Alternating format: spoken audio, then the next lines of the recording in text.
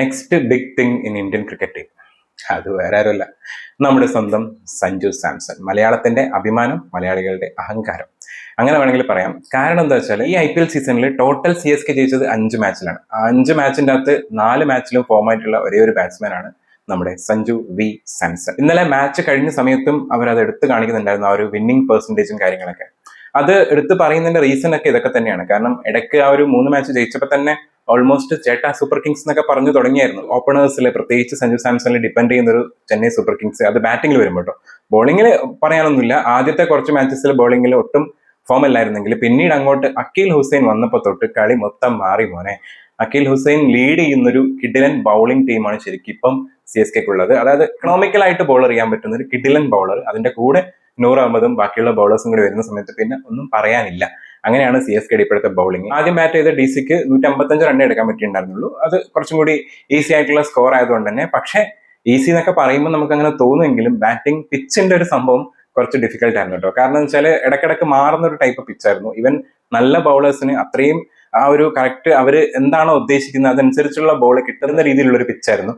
അപ്പം അതിന്റെ ആ ഒരു സ്വഭാവം മനസ്സിലാക്കിയോണ്ടായിരിക്കണം സഞ്ജു സാംസണും ഗായക്കോടും സ്റ്റാർട്ടിങ് തുടങ്ങിയത്. ആൻഡ് അത് ഇന്നലെ ഓൾറെഡി മാച്ച് കഴിഞ്ഞപ്പോഴും സഞ്ജു പറയുന്നുണ്ട്. ആദ്യത്തെ 1-2 ബോൾ ഫേസ് ചെയ്ത് കഴിഞ്ഞപ്പോൾ തന്നെ സഞ്ജുന് മനസ്സിലായി എന്നാണ് ആൾ പറഞ്ഞത്. അപ്പൊ അതിനുശേഷം പിന്നീട് അങ്ങോട്ടുള്ള കളി വേറെ രീതിയിലായിരുന്നു. അതായത് ഇപ്പൊ അടുത്ത് കാണുന്ന കുറച്ച് മാച്ചസിൽ നമ്മൾ ആ ഒരു സഞ്ജു സാംസന്റെ ഭയങ്കരമായിട്ടുള്ള ഒരു അഗ്രഷൻ മോഡ് ഉണ്ടല്ലോ, അതിൽ കുറച്ചൊരു കാംനെസ് അഗെയിൻ കൊണ്ടുവന്നിട്ടുണ്ട്. ആള് ക്യാരക്ടറിൽ ഓൾറെഡി കാമാണെന്ന് നമുക്കറിയാം, പക്ഷെ കാം ആൻഡ് കൂളാണ്. അപ്പോൾ ഈ ഒരു ബാറ്റിങ്ങിൽ കൂടി കുറച്ചും കൂടി ആ ഒരു പ്രഷറൊക്കെ ഹാൻഡിൽ ചെയ്യുന്നതും അല്ലെങ്കിൽ ആ ഒരു ക്ഷമ, എത്രത്തോളം പേഷ്യൻസ് ഉണ്ട് എന്നുള്ളത് കാണിച്ചു തരുന്ന ടൈപ്പിലുള്ളൊരു പ്ലേയിങ് ആണ് ഇപ്പൊ ഈ IPL സീസണിലാണെങ്കിലും അല്ലെങ്കിൽ വേൾഡ് കപ്പിൽ അത്രയും പ്രഷർ ആയിട്ടുള്ള ഒരു മാച്ചിന്റെ അകത്ത് ആ ലാസ്റ്റത്തെ 3 മാച്ചിൽ കളിച്ച ഗെയിം ഉണ്ടല്ലോ. അപ്പൊ അതൊക്കെ ഇപ്പൊ ഒരു സംഭവമായിട്ട് കളിച്ചുകൊണ്ടിരിക്കുകയാണ് ശരിക്കും നമ്മുടെ സഞ്ജു സാംസൺ. അതുകൊണ്ടാണ് ഞാൻ സ്റ്റാർട്ടിങ്ങിൽ ആ ഒരു സംഭവം പറഞ്ഞത്. ഇനി അങ്ങോട്ട് വലിയൊരു സംഭവം തന്നെയായിരിക്കും സഞ്ജു സാംസൺ ഇന്ത്യൻ ക്രിക്കറ്റ് ടീമിൽ. ഇന്നലത്തെ മാച്ചിൽ സഞ്ജു സെഞ്ചുറി അടിച്ചില്ലെങ്കിലും സെഞ്ചുറി അടിക്കുന്നതിന് തുല്യമായിട്ടുള്ളൊരു സംഭവമാണ് കളിച്ചത് കേട്ടോ. കാരണം 52 ബോളിൽ 87 റൺസാണ് ആളെടുത്തത്. 7 4ഉം 6 6 അടിച്ചിട്ടുണ്ടായിരുന്നു. 160 മേലെ സ്ട്രൈക്ക് റേറ്റ് ഉണ്ടായിരുന്നു. ഫസ്റ്റ് ഒക്കെ ഒന്ന് മെല്ലെ തുടങ്ങി, ഇടയ്ക്കൊക്കെ ഓരോ 6 അടിച്ച് അങ്ങനെയാണ് മെല്ലെ പോയത്. പിന്നീട് അങ്ങോട്ടാണ് ആ ഒരു സ്ട്രൈക്ക് റേറ്റിനെ കറക്റ്റ് മെയിൻറ്റെയിൻ ചെയ്യുന്ന രീതിയിൽ ആൾ കളിച്ചിട്ടുണ്ടായിരുന്നത്. കറക്റ്റ് സപ്പോർട്ടീവ് ആയിട്ടുള്ള ഒരു റോൾ ഇന്നലെ കാർത്തിക് ശർമ്മയുടെ ഭാഗത്തുനിന്ന് എഗെയിൻ രണ്ടാമത്തെ ഒരു ഇന്നിങ്സിൽ, കണ്ടിന്യൂസ് ആയിട്ടുള്ള ഒരു ഇന്നിങ്സിൽ കാർത്തിക് ശർമ്മ ആ ഒരു കാര്യം പ്രൂവ് ചെയ്തു. അതായത് നല്ലൊരു സീനിയർ ബാറ്റർ കൂടി ഉണ്ടെങ്കിൽ ഞാനും കളിച്ചോളാം എന്നുള്ള രീതിയിൽ 31 ബോളിൽ 41 റൺസ്, 4 4ഉം 2 6 അടിച്ചിട്ടുണ്ടായിരുന്നു. ശരിക്കും ഇന്നലത്തെ സഞ്ജു സാംസന്റെ ബാറ്റിംഗ് സമയത്തെ ആ ഒരു 6 ഉണ്ടല്ലോ, ആ ഒരു കവർ ഡ്രൈവിന് മേലെ അടിച്ചൊരു ഷോട്ട് ഉണ്ടല്ലോ, അത് ഭയങ്കര രസമായിരുന്നു കാണാൻ വേണ്ടിയിട്ട്. അതിന് ഒരു പ്രത്യേക അഴകായിരുന്നു ആ അടിച്ച ഷോട്ട് അടിക്കുമ്പോൾ തന്നെ വാവ് എന്നുള്ളൊരു ഫീല് നമുക്ക് അറിയാണ്ട് വന്നു പോകും. അത് ഭയങ്കര രസമായിരുന്നു കേട്ടോ കാണാൻ വേണ്ടിയിട്ട്. അതുപോലെ തന്നെ നമ്മുടെ ക്യാമിയോ ആയിട്ട് വന്നിട്ടുള്ള ഉർവിൽ പട്ടേലും ആ സമയത്ത് നല്ല അടി അടിച്ചിട്ടോ. ശരിക്കും എനിക്കൊന്ന് വെടിക്കെട്ട് ആണ് പ്ലാൻ ചെയ്തത്, പക്ഷെ അങ്ങോട്ട് എത്തിയില്ലാന്നേ ഉള്ളൂ. ചിലപ്പോൾ ഇച്ചിരി കൂടി നിന്നിരുന്നെങ്കിൽ ചിലപ്പോൾ നല്ലൊരു വെടിക്കെട്ട് ഉർവിൽ പട്ടേലിന്റെ ഭാഗത്ത് കാണായിരുന്നു. 9 ബോളിൽ 17 റൺസാണ് ആളുടെ, 2 6 അടിച്ചാണ്, അതും എങ്കിടിയുടെ ബോളിൽ 2 6 അടിച്ചാണ് ആൾ ഔട്ടായത്. ശരിക്കും നല്ല ഫസ്റ്റ് ബാറ്റ് ചെയ്ത DC ആയിരുന്നു. അപ്പോൾ ആദ്യം ബാറ്റ് ചെയ്ത സമയത്തെ ഭയങ്കരമായിട്ടുള്ള ഒരു ബാറ്റിംഗ് തകർച്ചയാണ് ശരിക്കും DCക്ക് ഉണ്ടായിരുന്നത്. കാരണം അത്രയും പേരുകെട്ട പ്ലേയേഴ്സ് ഉള്ളൊരു ടീമാണ് ശരിക്കും സ്റ്റാർട്ടിങ്ങിൽ ടോപ്പ് ഓർഡേഴ്സിൽ നിൽക്കുന്നവർ.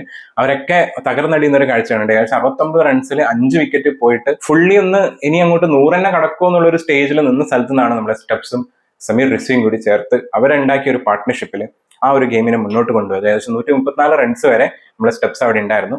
ആ ഒരു പാർട്ട്ണർഷിപ്പ് ഇല്ലായിരുന്നെങ്കിൽ ഇന്നലെ കുറച്ചും കൂടി ഭയങ്കര ഈസി ആയിരുന്നേനെ CSKക്ക് ജയിക്കാൻ വേണ്ടിയിട്ട്. അങ്ങനെയുള്ളൊരു ടോട്ടലിലോട്ട് എത്തിയേനെ. കഴിഞ്ഞ മാച്ചിൽ നമ്മളെ RCBയുടെ കൂടെ കളിച്ച സമയത്ത് 75 പോയില്ലേ, ആ ഒരു സ്റ്റേജിലോട്ടൊക്കെ പോകുന്നൊരു സ്ഥിതിയിലായിരുന്നു ശരിക്കും ഉണ്ടായിരുന്നത്. പക്ഷെ എന്ത് പറഞ്ഞാലും ആ സമയത്തുണ്ടായ ഒരു പാർട്ട്ണർഷിപ്പ് ഗംഭീരമായിരുന്നു. ആ ഒരു സിറ്റുവേഷൻ ഹാൻഡിൽ ചെയ്ത രീതി ഭയങ്കര ഇഷ്ടപ്പെട്ടായിരുന്നു കേട്ടോ സ്റ്റെപ്സും റിസ്വിയും കൂടി ചെയ്തത്. എൻ്റെ അവസാനത്തോട്ട് റിസ്വി അടിക്കേണ്ടത് അടിക്കുകയും ചെയ്തിട്ടുണ്ടായിരുന്നു. ശരിക്കും ഒരു ഇമ്പാക്ട് പ്ലെയർ ആയിട്ട് വന്നിട്ട് ഗംഭീര ഇമ്പാക്ട് കൊടുത്ത ആളായിരുന്നു ശരിക്കും ഇന്നലെ റിസ്വി. പ്രത്യേകിച്ച് ഇന്നലെ പ്ലേയിങ് ലെവലിൽ ഉണ്ടായിരുന്നില്ല, എന്തോ നല്ലൊരു തീരുമാനമായിരുന്നു ഇന്നലെ ഇമ്പാക്ട് പ്ലെയർ ആയിട്ട് ഇറക്കിയത്. അതുകൊണ്ടാണ് ടീം ഇത്രയെങ്കിലും എത്തിയത്. 24 ബോളിൽ 40 റൺസാണ് നമ്മൾ റിസ്വി എടുത്തത്. അതിൽ 4 6 ഉണ്ടായിരുന്നു. ഒരു ഭാഗത്ത് റിസ്വി ഇങ്ങനെ അടിക്കുന്ന സമയത്ത് അപ്പുറത്ത് ഒന്ന് ആങ്കർ ഇന്നിങ്സ് കളിക്കണമല്ലോ, അത് തന്നെയാണ് നമ്മൾ സ്റ്റെപ്സ് ചെയ്തത്. 31 ബോളിൽ 38 റൺസാണ് ആൾ എടുത്തിട്ടുണ്ടായിരുന്നത്. അതിന്റെ അവസാനത്തോട്ട് നമ്മൾ അശുതോഷ് ശർമ്മ വന്ന് 5 ബോളിൽ 14 റൺസ്, 2 6 ഒക്കെ അടിച്ചിട്ട് ആ സ്കോറിന് ഒന്നും കൂടി കയറ്റി ആ 155 എന്ന ടോട്ടലിലോട്ട് എത്തിച്ചു. ഇന്നലെ CSKയുടെ ബൗളിംഗ് പൊളിയായിരുന്നു കേട്ടോ. എല്ലാവരും കിട്ടിലായിട്ട് ബോൾ ചെയ്തു. അതിൽ അൻഷുൽ കമ്പോജ് മാത്രമാണ് കുറച്ചൊന്ന് എക്സ്പെൻസീവ് ആയത്.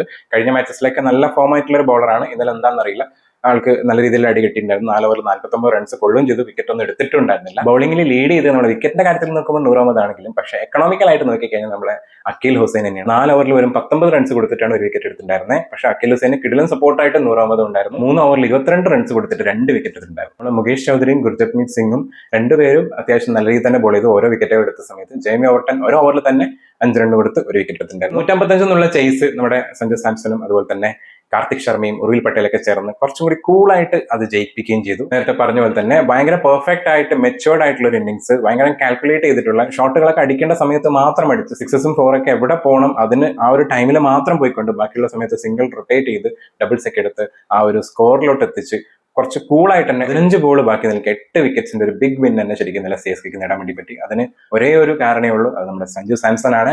സഞ്ജു സാംസനെ കട്ട സപ്പോർട്ട് ചെയ്ത കാർത്തിക് ശർമ്മ. നമ്മൾ മിച്ചൽ സ്റ്റാർക്കിനെയൊക്കെ കുറച്ച് റെസ്പെക്ട് ചെയ്താണ് ആദ്യം ബാറ്റ് ചെയ്തത്. ആദ്യം അധികം കൊടുത്തില്ല, അവസാനത്തോട്ടാണ് പിന്നെയും അടിക്കാൻ നോക്കിയത്. അതുകൊണ്ട് തന്നെ 4 ഓവറിൽ 30 റൺസ് ആൾക്ക് കിട്ടിയിട്ടുണ്ടായിരുന്നുള്ളൂ. പക്ഷേ വിക്കറ്റ് ഒന്നും കിട്ടിയില്ല, വിക്കറ്റ് കൊടുത്തില്ല എന്ന് പറയാം വേണമെങ്കിൽ. എന്നതേപോലെ തന്നെ ക്യാപ്റ്റൻ അക്ഷർ പട്ടേൽ 4 ഓവറിൽ 25 റണ്ണേ കൊടുത്തുള്ളൂ. എക്കണോമിക്കൽ ബോളർ ആയിരുന്നു, ഒരു വിക്കറ്റ് എടുത്തിട്ടുണ്ടായിരുന്നു. അത് വളരെ ഇമ്പോർട്ടന്റ് ആയിട്ടുള്ള ഒരു വിക്കറ്റ് തന്നെയാണ്. കാരണം കത്തിക്കയറി വരികയായിരുന്നു നമ്മൾ ഉർവിൽ പട്ടേൽ. നമ്മുടെ ലുങ്കി ഇംഗ്ലീനെ ആദ്യം സഞ്ജു സാംസണൊക്കെ ഒന്ന് റെസ്പെക്ട് ചെയ്ത് കളിച്ചെങ്കിലും ഉർവിൽ പട്ടേൽ ഒട്ടും റെസ്പെക്ട് കൊടുത്തില്ല.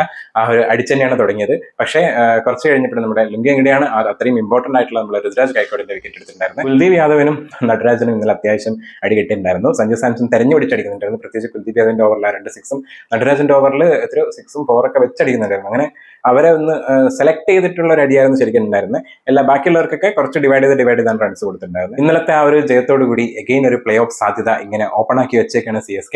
ഇനിയുള്ള മാച്ചസ് ഒക്കെ ജയിക്കാൻ വേണം. അപ്പോൾ ഈവനിങ് മൊമെന്റ് അങ്ങോട്ട് ബ്രേക്ക് ചെയ്യാതെ അതിൽ തന്നെ മുന്നോട്ട് പോട്ടെ. കുറച്ച് പ്ലേയേഴ്സ് ഒക്കെ ഫോം ആയിട്ട് വരുന്നുണ്ട്. അവരിനിയും കണ്ടിന്യൂ ചെയ്ത് ഇനി ഫോം ആവാത്ത പ്ലേയേഴ്സ് ഫോം ആയിട്ട് വന്നു കഴിഞ്ഞാൽ CSK ഒരു ബിഗ് ടീം തന്നെയായിരിക്കും. കാരണം ബൗളിംഗ് ഇപ്പം സ്ട്രോങ് ആണ്. അപ്പോൾ അത്രേ ഉള്ളൂ. അടുത്ത വീഡിയോയിൽ കാണാം.